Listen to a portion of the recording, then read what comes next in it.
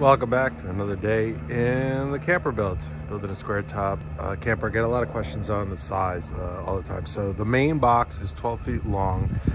In the front here, in the cabinet in the front is 2 feet. Then you have about 8 feet for the bedding and everything else. And then you have about 2 feet for the galley.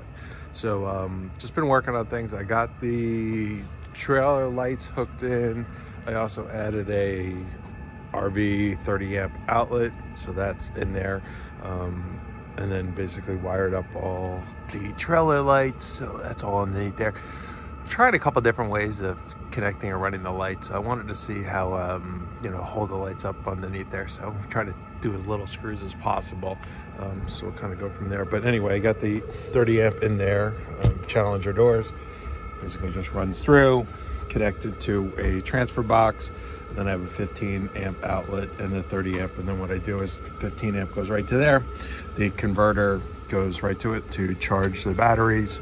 And then also I have a pigtail for all the outlets in the camper, except one that runs off a 20 amp, and that's for the air conditioning. I'll show you that one in a second. So basically install those side markers, all across. So that's all been in there.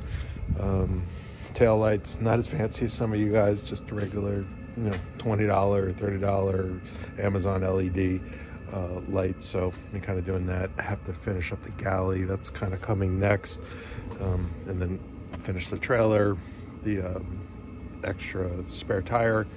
So that's coming along. I also got the fan installed finally. That lit. What I ended up doing was using a angle grinder. It did melt some of the plastic, so it kind of left some burrs and everything else. So basically I had to go through with a little Dremel and just knock it down. So actually it wasn't that bad at all. I would do it again that way. It probably saves a lot of time over using a saw or something like that. So that's pretty much it. Do have the heater going, the diesel cheap heater. I can't really hear the ticking, so my pump did go bad, so I had to order another one on eBay. It was like 11 bucks. So you can see it down there. I can't hear it, so maybe, I know that's one of the big complaints about these. Faint, hear it. I can definitely feel it, but I don't think it's anything over the sound that I got to mount it a little bit better, but because I just changed it out, so I just wasn't testing it. That's basically it. Any questions or any suggestions, please let me know. Look forward to helping anyone out. Still got a lot to do. Got to finish the galley up. Got to add the solar panels. Trying to figure out a place to mount that up top, so we'll kind of figure that out. I'm not sure exactly where I plan on mounting that, whether on the top somewhere or make it portable and then adding a plug so I can kind of move it around when I need it.